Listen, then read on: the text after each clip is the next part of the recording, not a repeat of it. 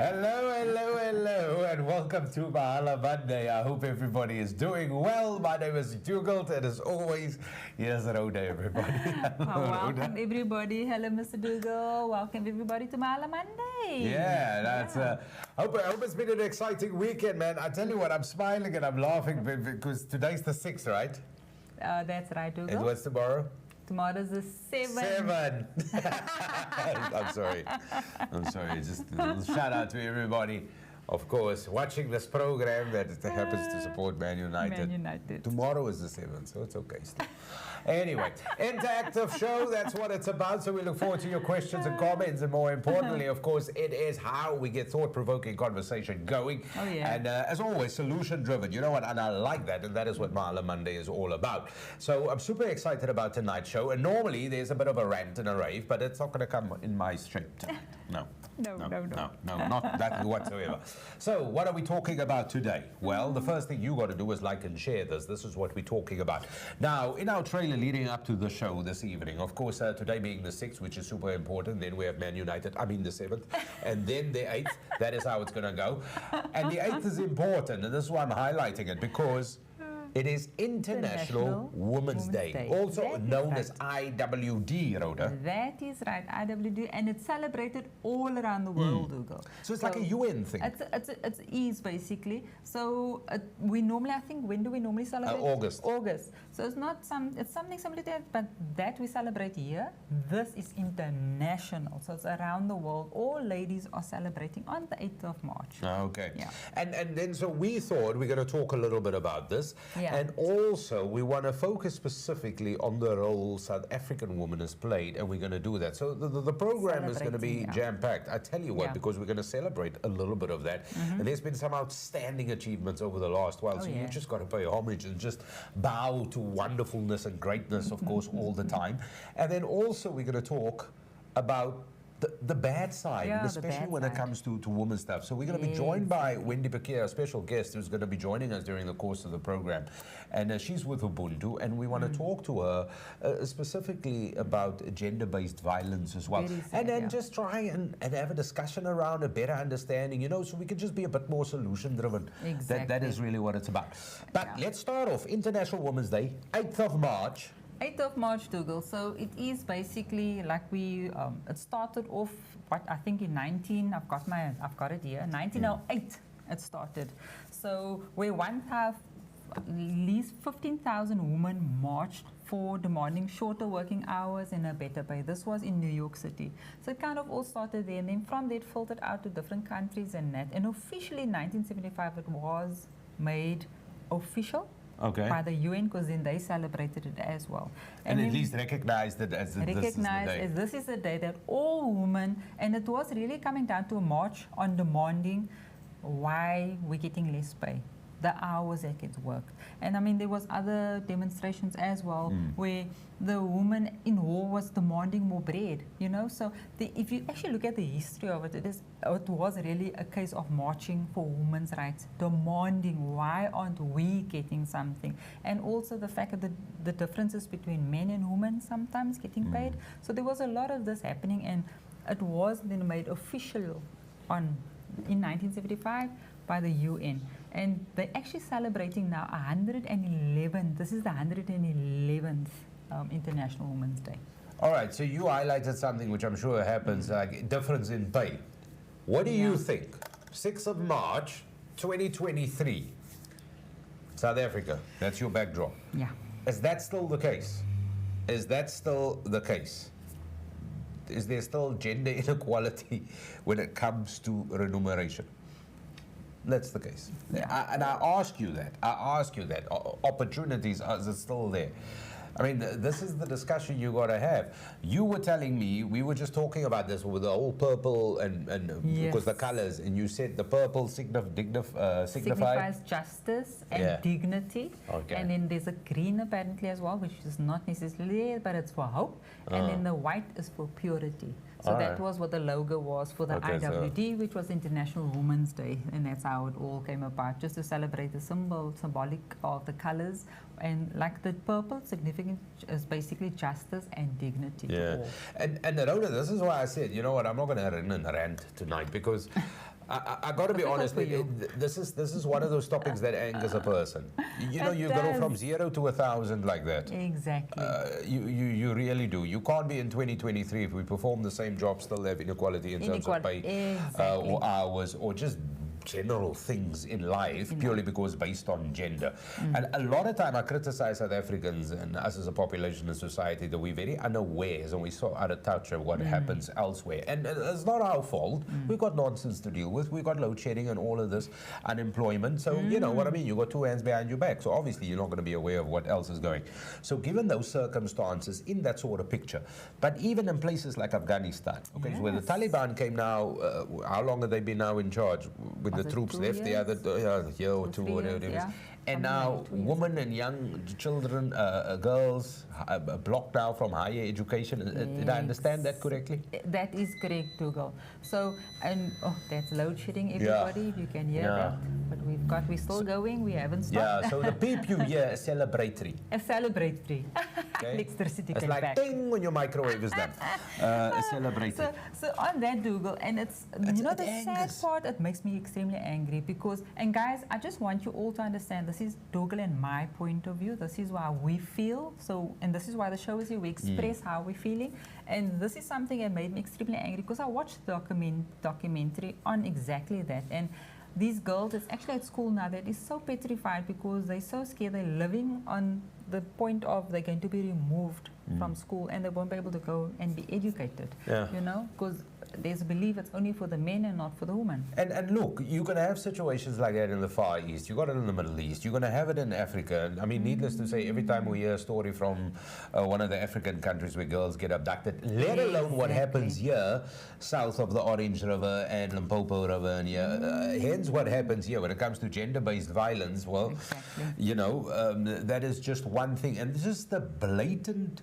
Do you know what is annoying? I mean, obviously that's the first thing we go to, but what is annoying is that we've been talking about this for so long. And nothing has changed. We've honestly gone worse. This is my personal viewpoint. So what to do? Exactly. And you know what upsets me even more, Dougal? And for me, I'm thinking, you know, we evolve. We as humans we're supposed to evolve. Who's evolved here? So we need to make changes to accommodate and look at the future. And I mean, a good place like the USA, that's where the abortion and women's rights and not giving rights to women to decide what they want to do. It's just a case of, nope, we're going to do this. And the woman doesn't have a say in exactly what they want to do. And I mean, you think a place like the USA, you would think that they're a bit more advanced. So look, my life experience, as much as they're advanced in certain things, they're equally backward. It's the yin and the yang. If you are completely happy with one thing, you're going to be equally unhappy with the next. It is just the yin and the yang of life with anything. I just find. But Rhoda, with all of these are important things to consider, and especially happening in 2 days' time, in 48 hours, less than that. It is International Women's Day. And it is a day that in the year 2023, I think where women have really paved the way, remarkable contributions since the beginning of time to get us to the thing. I don't think we still got to be having the conversation that we got to have this. It is something that just should be done. You shouldn't be having the conversation. We got to do better. And if you can't do better, your role in society needs to be redefined, whatever it is. And now it brings us to South Africa, because what happens here is even more atrocious. I mean, for years we've been talking. We still have the women's ministry, don't we? For children, I think. I don't know. We've got so many ministers, and in less than an hour's time, we'll find our new cabinet ministers. And I'm like, looking forward to that. So the point is, it is very, very simple.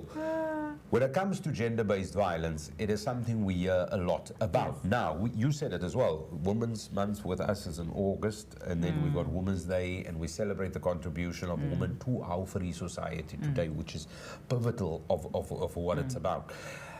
We recognize the importance of Mother's Day in, you know, and that's just around the corner as well. We do all of these things. And yet, the darkest, the most insensitive, darkest, ugliest, most violent bit that we do, we take out on women in society. So that is what we want to talk about and just find out, can we get some more solutions? So joining us from Ubuntu, And what a name. What a name. What a name. What a name. Exactly. You gotta love it. Ubuntu, you are because I am. Or no, I am because you are. You That's are. what it is, That's isn't it? it. Is Wendy Pakier. Wendy is joining us on the line, and obviously, of course, due to load shedding, so Wendy's got us on the line. And Wendy, I hope you can hear me, but listen, thank you so much for your time. Thank you for joining us on Mahala Monday. It is really cool having you with us. How are you, Wendy? Good evening. Thank you so much for having me. I'm well, thank you. Very good. Excellent. Nice to have you with us. So, Wendy, before we get started, quickly, just put us in perspective. What is Ubuntu all about? How did it all begin? Yeah, Ubuntu Rural Women and Youth Movement is a non-profit organization. We started in 2012, so this year we celebrated 10 years of existing, fighting for rural women, the rights, access to justice. And it started off as a voluntary organization, so we operated without funding, supporting women with accessing their rights, whether it's around housing, stopping evictions, getting people reinstated who lost their jobs. We did a lot of humanitarian work when COVID came, and that's also the year when we got our first funding to expand the work that we do. So it's really, you know, in the beginning years, the first 8 years of our existence, we called it our love work. It's really to make a difference in the lives of women, where women are able to exercise their own rights, getting the knowledge, and then standing up for themselves and claiming their rights. I think that's the motto for Ubuntu. It's almost similar to the clothing bank's motto, where they've got a motto that says, we don't give you the fish, we don't just hand you the fish, you know. We sell you the fish. We teach you. No, we teach you how to catch your fish and how to sell your fish. Now, Ubuntu says we are a vehicle for rural women's voices to be heard, and we enable women. So we make sure that they have the keys to find solutions for their very own problems. And Wendy, so and where do you predominantly operate? I mean, we know a little bit about you, so we know in parts of the Western Cape, but are you just restricted to, let's say, the Winelands area? Now, we work in a lot of municipalities within the Western Cape, mostly rural municipalities. But there's also some urban municipalities that we work around gender-based violence work, because that's one of the campaigns that we have. And then we do a lot of environmental work in the Northern Cape. And then we started collaborating with the Elliott Advice Office in the Eastern Cape around women's rights to land tenure and labor tenant rights, which is very particular to the Eastern Cape. Okay.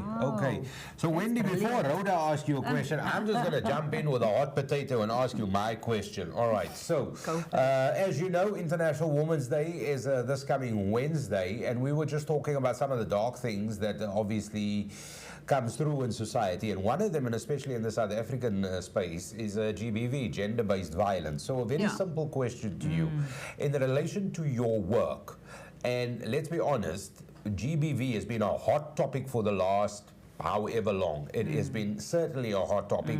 I don't think people can say, oh no, they're completely unawares. A lot of talk has been around this. Have you seen in your professional involvement and stuff, have you seen a rise in terms of cases or a bit of a decrease? Are we doing better as a society, or are we failing horribly? Yeah, we don't do better as a society, and that's actually the saddest thing about gender-based violence. We've seen a rise in the numbers of GBV. Actually, we feel there's an onslaught against women. I mean, if I just look at the statistics, the latest statistics that was announced by the Minister of Police, sexual offences increased by 9.6% from 14,188 to 15,500. And that's on a year basis? Now on a 3-month basis. What? It was between October and December. No? And if you look at whoa, we're not talking annual year. That is 3 months. No, we 90 days. We speak about 3 months, a quarter, the quarterly report. And for July, between July and September, the previous 3 months, over 10,000 rape cases were reported with sex. Now, you must remember there's a lot of cases that never make it to the police station because of fear, because of, issues of shame, and sometimes the isolation of women. Sometimes they're so far from the police stations that they can't even go and lay a charge. And the scary thing about this is that 62% of these rape cases happen at the residence of the victims, of the perpetrators. Now, when I grew up as a child, my grandmother and my parents, everybody always spoke about, be careful of the black car. What the statistics are telling us is that the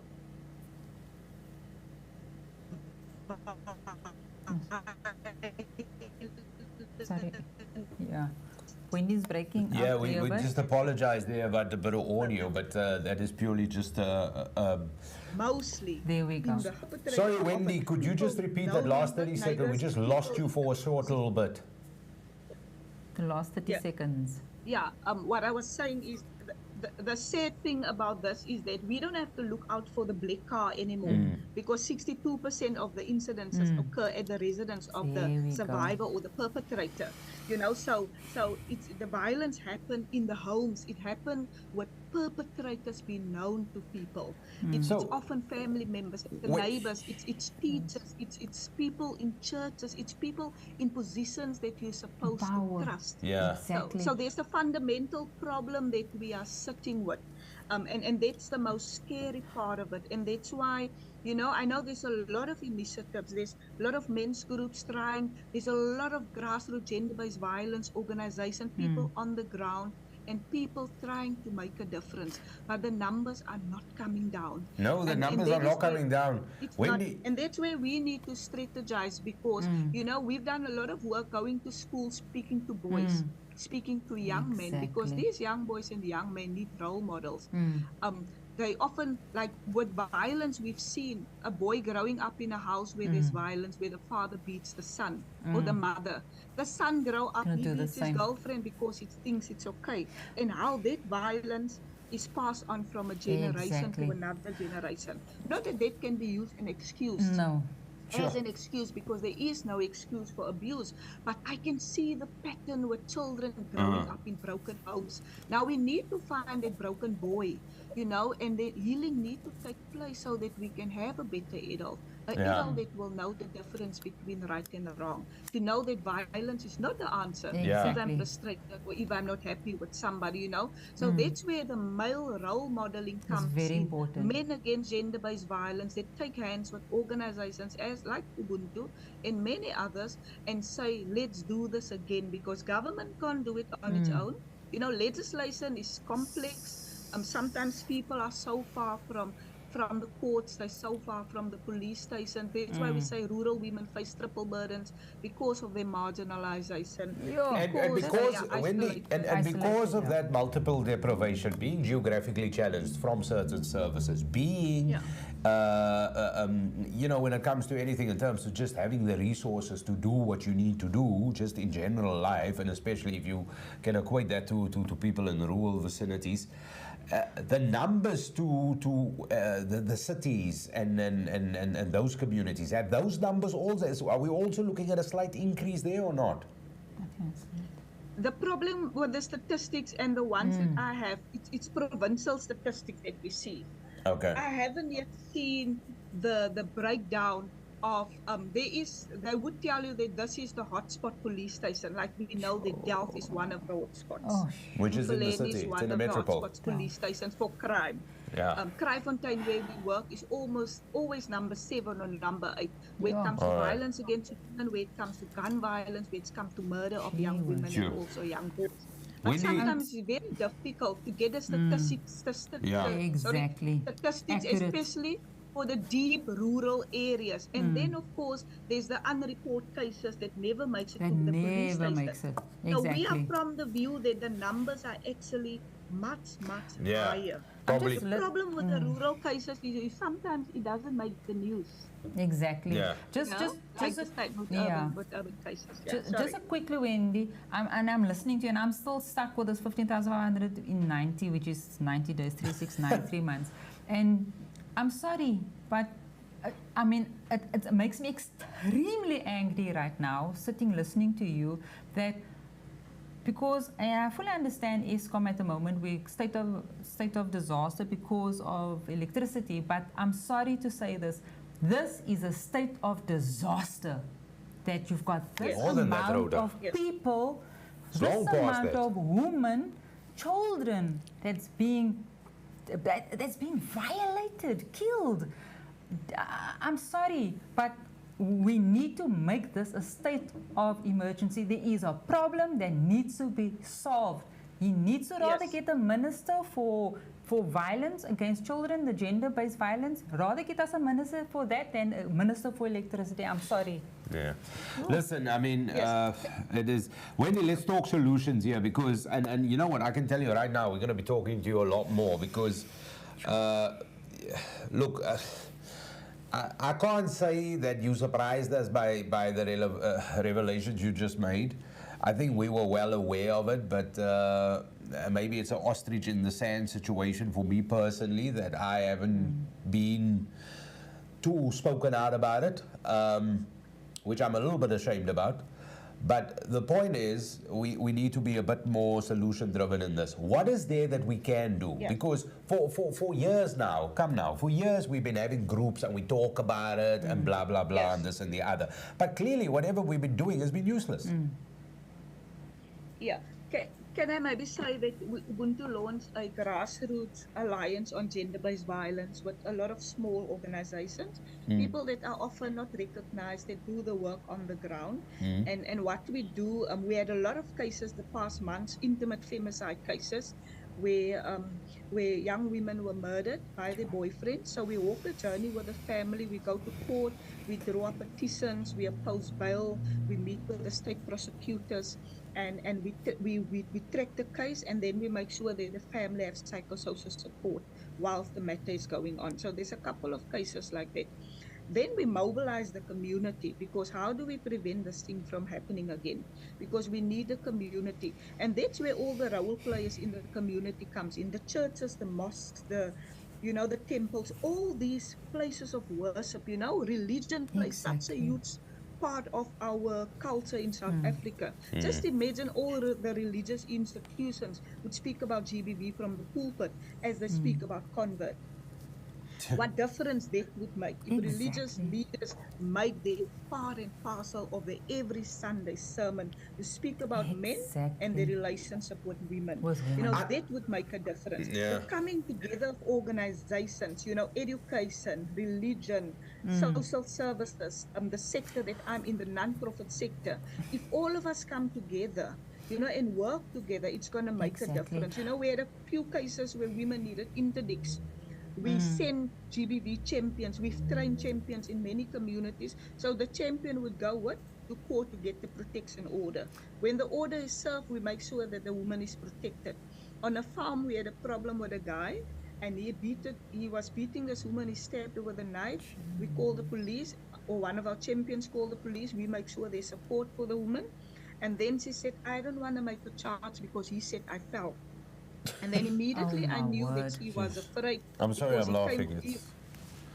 He was in prison before. He raped a woman, an older woman. She died after the rape. He came out. He come back to the girlfriend he had. She can't say no. He come in. He start. Why is he even out? Like it happened before. There's a lot of work around why do women stay. So our thingy is empathy.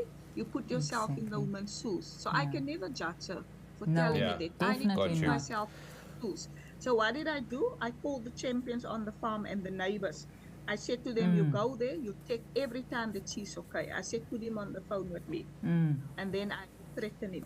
Exactly. Threaten something I might likely, but I have to tell him, because this is a farm, I can actually make sure that you get evicted. Even though Ubuntu works against eviction. But if you are a threat to a woman's life, we will make sure that you get removed from the farm. It's different when it's a private home and the man is the breadwinner and he works for the house. Then it becomes more complicated. And then the woman look after. Then he did something. He assaulted a young girl of 10 years old. And then we found the police, and he was in full smoke for quite a long time now. Sure. But we walked the journey with her to know that she's not and alone. good luck to you, And then Wendy, for doing that. Listen, we want to thank you for your time. And I got to be honest, talking to you was quite scary. I'm not going to lie to you. But I want to ask you one thing. And those numbers that you said for the last 3 months, just give me that number again, the last 3 months.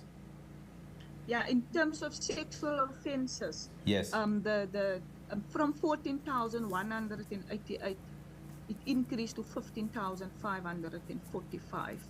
15,545. Yeah, so there was a 9% increase in the numbers. And this is in 3 months' time. And in 3 months, and attempted sexual offences also increased by 45.6%. 45. And then from the previous year, of course, the previous 3 months, there was also more than 10,000 cases. What's important to note between the stats for July to September, that over 13,000 women were victims of assault with intent to cause grievous bodily harm. Oh my Lord.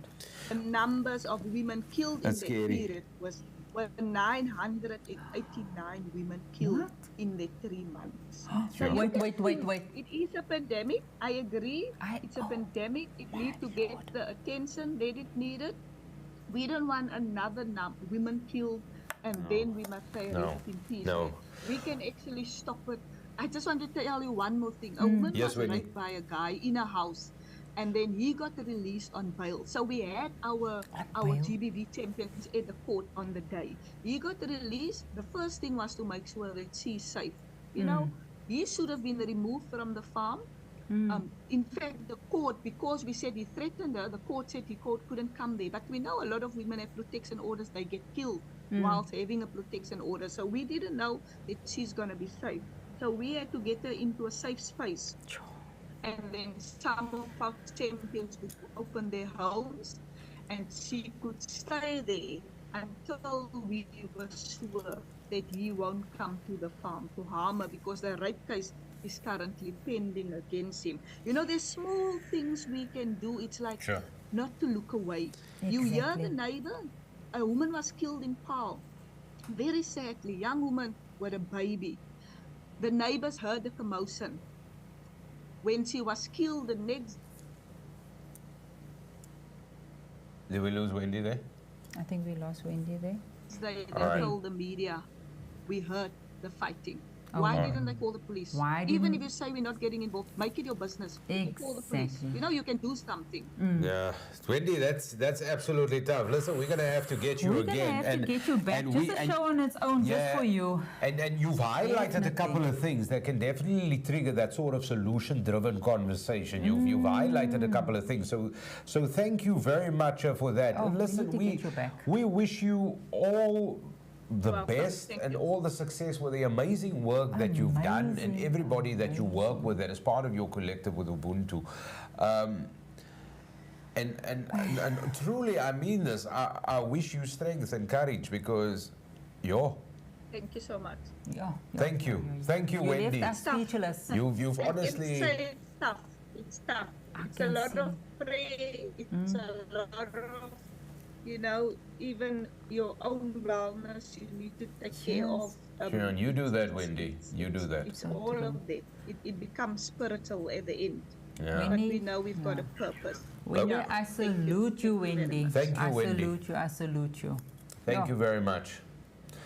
That was Wendy Pakir, everybody. She's with Ubuntu, and you know what? And obviously, this is why we decided to talk to her, because Wendy, obviously, we're talking coalface here, and she's in the line of fire. Look, she's out there. These kind of, do you know what? Numbers don't lie. 14,188 up to 15,545. Now, when I say to you 14,000, are you thinking that's in a 3-month period, or are you thinking 20 years? Gee whiz. Like, honestly, in this area. This is pathetic, man. And once again, I'm sorry to say this, and I promise the producer I'm not going to have a go at government every time, but this is it. The joke isn't government anymore. The joke is you. You. For 30 years, since 1994, we've been voting for people. Since 1994, that's 30 years. You've been voting for people as the same nonsense over and over and over again. What you're going to do in the next one, you're going to vote like that again. Redefine your position and what you need to do. That's as simple as that. Nobody's life is worth this number. Nobody's dignity is worth this number. This is pathetic. And secondly, let me tell you right now, Rhoda, let me tell you right now, I am the father, I'm a parent of a girl child. Anything happens in relation to that, 2 people go to jail. Make of that what you want. Exactly. And all I want to say for the men out there, guys, come on. I know you've always been very instrumental on basically voicing your opinion and actually just telling the guys out there, you know what, it's time that you guys need to open your mouths. It's time that you have to tell the next man when he makes a joke and about a woman or about things like that. You know what, it's your responsibility to say, you know what, that's not right. Because it starts with those fires, the brides, talking about women, talking about how they slept with a woman, what they did. This is where these things are happening as well. The culture is being created. It needs to be put to a stop. Women need to be respected for who they are at the end of the day, no matter who they are. And I always got the saying at the end of the day, for some people that I know, no matter who your mother is, even if she's a drunkard or, she's on drugs, you still need to respect the fact that she's your mother. You need to respect and be there. And you know what? It starts at home. The guys need to be told to respect your woman. If you want to smack a woman around, even if it's just a tap, you need to say no. It needs to start at home. But you know what, Rhoda, it isn't... Sure. We need to get Wendy back. As much as we need to get Wendy back. Do you know what? You can't even make this up. This is probably the most insensitive thing I've said, Mahala. As much as there's this dark, dire, trauma, devastation, Armageddon, abyss, as much as there's that, there is also a reason to celebrate. There's also reason to celebrate. Our woman. And this is the travesty. This is the travesty because South African women have been punching above their weight. Oh yeah. And literally, it is a pun that is badly used in this instance. But South African women, especially when it comes to the sporting arena, have been doing outstanding stuff. Outstanding. And firstly, let's just Banyana. The Continental showpiece a while ago, we came on that Monday still. It was early in the morning. We were super excited about it. It was brilliant because the national football team appeared in the final, so everybody couldn't even believe it. And then obviously, they did what they did, which was brilliant. But just over the last weekend or so, a weekend before last, the female football team did well. Banyana, obviously fantastic. Yeah. We did well on the golfing front.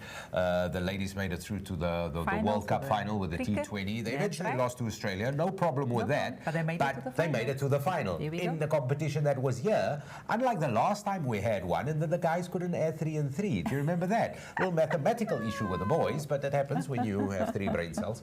So all of that took place, and we got to celebrate it. That is so just phenomenal. Phenomenal. Yeah. So it was the Turkish Cup that our Banyana won. Yeah. It was a group thing, wasn't it? Yeah. That's right. And then also our golfing side. I mean, this is something you never get to hear about. Because always hearing about the men golfing and the guys that's basically doing the golf. Cassandra Alexandra, well done to you, Ladies Open. You know what? We need to celebrate this because you know what? This is big achievements. So, yeah. Yeah. Well done, they were performing exceptionally well on the international stage, and of course this is all happening. And here's the question, Rhoda: this is all happening and even with the rugby team. Now I know the Blue Bulls not so long ago announced that they now actually doing the professional side of women's as well. And remember, with our women's team, our rugby team did exceptionally well because it's an amateur team. They're playing against professionals. They're not playing this full time. Exactly, and that's the saddest part of it is, and that's why I'm taking my hats off to Blue Bulls. I'm not a Blue Bull supporter, by the way. I am a Stormer supporter, but Blue Bulls, well done, because you know what? I'm glad that at last they're recognizing that women rugby needs to be professional as well. You can't be working and still do your rugby professionally, and this is why our rugby team... expect to perform at a level. You're expecting our ladies to perform at a level, then treat them at that level because they're playing at that level. So you know what? Give them the recognition to say you are a professional rugby player. Just like the rugby players, our international men rugby players, treat them exactly the same because they deserve it. I can't see how you can do your job and still do a professional rugby game. Because listen, do you remember like after Banyana won the Continental Trophies and they got back and there was this talk about equal pay and all of that. And we know now, what am I saying? But we know that there's been stupid arguments. Okay, stupid argument number one. Why don't you get paid the same? Is like, oh, it's not as entertaining. There's stupid argument number one. Then obviously there's the sponsorships. It's about getting people on seats supporting the games. It is about all of this. Now I ask you, who would you rather watch? Banyana or Bafana? I'm just saying. I'm just putting it out there. Who would you rather watch? The Proteas or the ladies Proteas? Who are you going to rather watch? Why? Dougal, I'm sorry to say that. Why is there even a difference? Why should there be a difference? Nobody walks into, you know what I mean, as a fan, nobody walks into a stadium supporting a losing team. Exactly. Except the people yesterday with United. I'm going to let it go. But the point is, nobody does that. That's true. Yeah. Listen, there's lots to celebrate. There's the World Cup's coming, there's the Netball World Cup coming, there's absolutely a lot coming and we need to celebrate it. And firstly, thank you so much to those people who are honestly achieving amazing things. Amazing things. Well done, well done. Women's sport is definitely on an equal respect level within the society, I think. Definitely. I know it is not reflected in structure with pay. I know it is not reflected in terms of support. But ultimately, respect is respect. And that's something you can't buy. Yeah, this is one little video I think we can play before we end off. If it is there, then, or have we got, no, I don't think we got enough time. What's our time? All right. Not looking good. So International Women's Day is then coming your way on the 8th, okay, which is now just 2 days away. That's right. There's a lot of takeaway from this.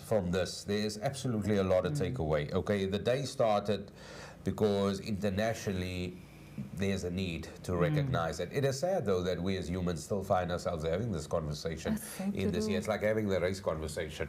And it is sad that we still have to do it, but sadly we have to do it. And of course, more people are going to, and this is why all these movements are there, and this is why there's such an outcry, because of frustration, because of things aren't happening. Yes, and it could, and you could blame it on the policymakers, because you are the custodians of the temperature of the room of the day. This is it. So if you're the custodian, if you're the government, people are going to take it out on you. Exactly. That's who they're going to take. There's no one going to take it out on me. Exactly. They're going to take it out on you. This is the first thing. The second thing, the achievements has been amazing in terms of the sporting field. So you got to pay the respect. Oh yeah. You got to just get behind it. And then secondly, I got to say thank you to Wendy for coming on Full Bundu. They do absolutely amazing work. And go to their website, go check it out, go find out, and get involved. But the numbers she gave was scary. It was scary. This was scary. And she mentioned a lot of things where solutions can come up. But all I can say, Dougal, we need to speak to the producers. We need to get Wendy back. We'll talk to Wendy have a full show just on her. But definitely we need to delve more into this, especially now this month, that we need to look at gender-based violence, and we need to talk about this more. Do you know what? I remember last year, was the year before, and I said, I don't want to talk about that anymore. Do you remember I actually said that? I said, that's enough, come on. I mean, we've moved on now. My goodness, was I wrong. No, you were wrong. And I'm always right, aren't I? Thank you so much for watching. Thank you for being part of this. We would like you to share this.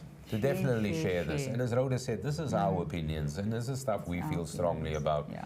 And if you feel strongly about it too, make your voice heard as well.